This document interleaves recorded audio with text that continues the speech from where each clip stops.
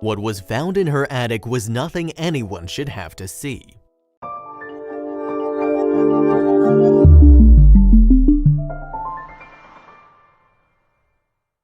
All houses make weird noises from time to time, but normally they can be easily explained. Perhaps it's the wind blowing a door shut, a leaky pipe somewhere, or even a bird that's flown inside and become trapped. You get to know the quirks of your home and know what's unusual. But for one South Carolina woman, the things that went bump in the night couldn't be so easily figured out, and what started off as a minor mystery went on to become a terrifying experience for her and her family.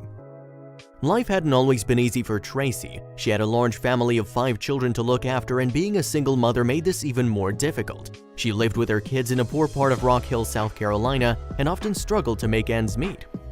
Some of her children were fully grown by now but had returned home so they could all share the bills and make life a little easier. And despite this unconventional arrangement and the hard times, they were happy with their lives. This happy home was threatened, however, when strange noises were heard coming from the attic. The first time it occurred, it was a day in September like any other. Tracy's mind immediately started picturing an intruder. She did live in a bad part of town after all, and break-ins were common enough. Because of this, Tracy had always been careful to lock all the windows and doors, and sure enough, when she checked the house, there was no sign of any break-in or nothing to suggest there was anyone around. It was, of course, a relief to find no burglar around, but it didn't explain the noise Tracy had heard, and it would only get worse. Over the next few days, the noises continued, and still no one could work out what the source was. She thought her children must have been playing in the attic for some reason, but when she asked them, they assured her they hadn't been up there at all, which made sense as the attic was dark and not much fun to play in. Why would they lie about where they'd been playing? The attic wasn't somewhere Tracy visited regularly either. It was primarily used for storing old bits and pieces, so unless she was searching for something, she had no reason to be in there. So if it wasn't the children and she knew it wasn't her, what else could it be? You may wonder why Tracy hadn't been more frightened by these strange goings-on or why she hadn't investigated further, but by this time she'd begun to formulate a theory of her own for these unexplained noises. It was as she was cleaning the house one day that she noticed something unusual about the noises. As Tracy moved from room to room, she realized the noises were moving too.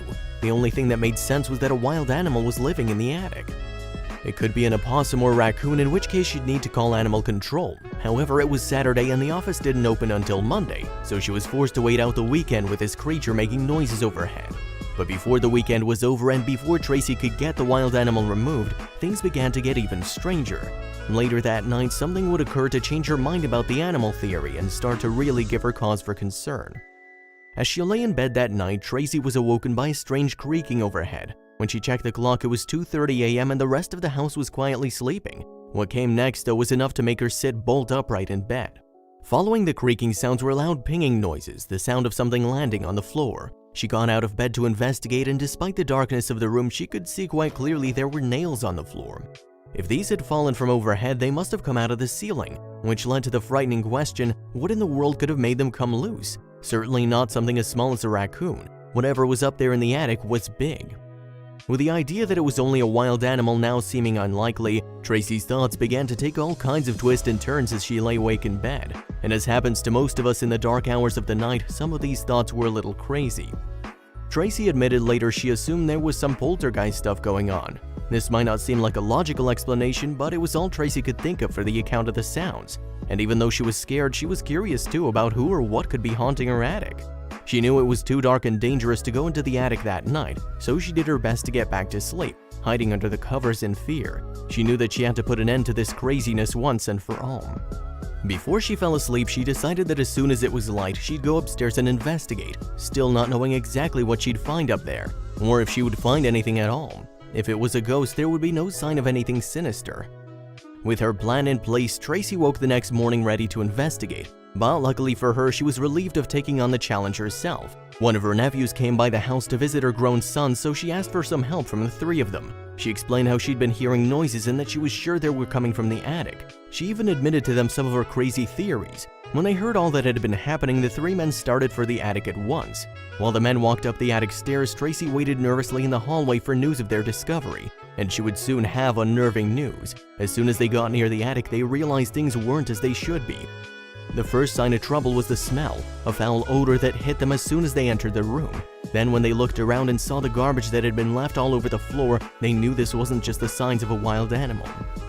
The smell and the trash were only part of the odd situation they found. They saw that old jackets had been pulled into a pile and stacked in a corner against the heating unit. Tracy stored some of her coats up here, but certainly not like that. This strange pile of clothes had led them to investigate further, and as they approached the corner, they realized they weren't alone in the attic. Someone or something was huddled up asleep near the heating unit. The noise of their approach must have woken up this stranger, for the pile began to move before they had reached it. Suddenly, a man sat up from beneath the clothes, and for some moments, all they could do was stare in shock. This freeze-frame situation between the four of them didn't last long, however. The intruder sprang to his feet, and before the men could do anything, he'd rushed past them and out of the attic, making his escape. It was clear that whoever this man was, he was up to no good.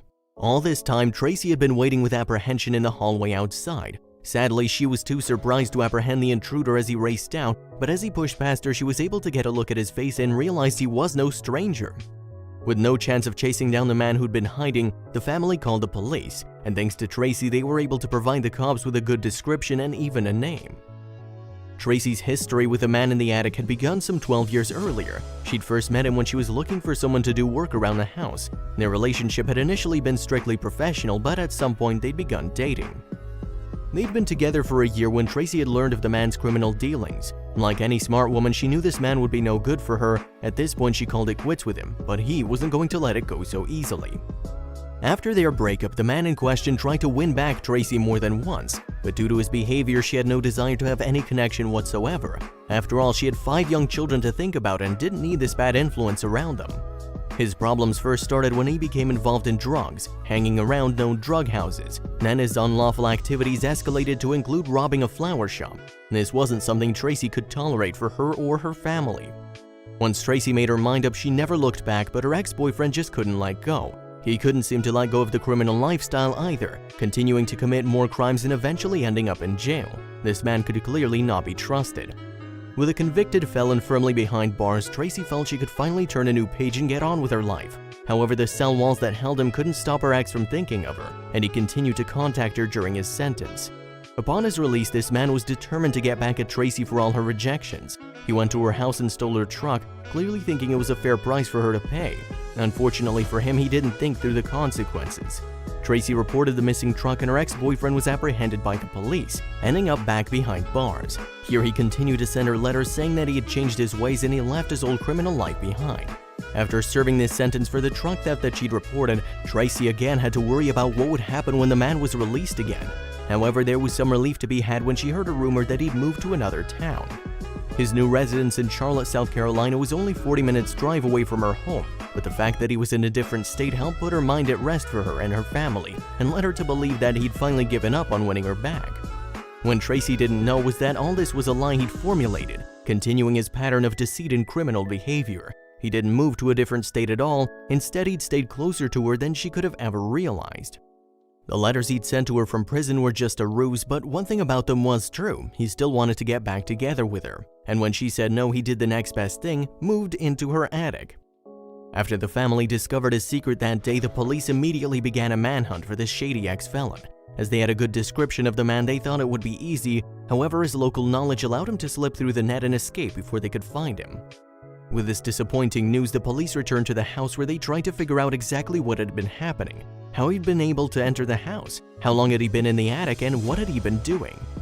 Police looked at the evidence left behind in the attic and estimated the man had been there for several weeks, approximately since he'd been released from prison. He'd packed all the old coats and jackets into the heating unit and was sleeping in the heating unit, said Tracy. More disturbing was the collection of plastic cups that the man had been using as a toilet. This was the foul smell that initially escaped the room. As the police looked further, they discovered evidence of some frightening activity. When the police revealed what they'd found, Tracy began to think she'd never sleep soundly again. Not only had the man been living in her attic, but he was using the opportunity to keep an eye on her. From his new home, he'd found out which part of the attic was directly above Tracy's bedroom. He then manipulated the air vents so he could see directly into her room and watch her while she was sleeping. So now they knew what he was doing up there, but this was no relief to anyone involved. To think that a man with criminal tendencies and one who couldn't take no for an answer had been spying on her sent shivers down Tracy's spine. Shocked and confused, Tracy stated in an interview, "It's got me flabbergasted. How can you look at someone through an air vent?" But for Tracy and the police, there was still one more question that remained unanswered. How had her ex managed to enter the house in the first place? The worrying thing about the attic in this house is that the only way in was through an entrance near the kids' bedrooms. It terrified Tracy to think that he must have been so close to where she and her children slept. The police could find no other way that he might have gotten into the attic apart from the hallway, so Tracy just hoped that he'd enter while she was out for the day, and not at night while they were all sleeping and vulnerable. Tracy worked as a nurse and spent long periods of time away from home, sometimes as much as 12 hours a stretch. Her children, although they're all different ages, were usually out of the house too, either at school, sports, or even working at jobs of their own. If he'd made his way in during the day while they were out, it's a wonder that someone didn't see him lurking outside and waiting for his opportunity. However, no such sightings were reported by her neighbors.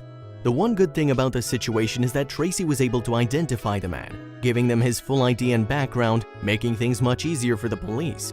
While he's so far been able to evade them, the positive ID will mean he can be arrested on site with no reason for hesitation.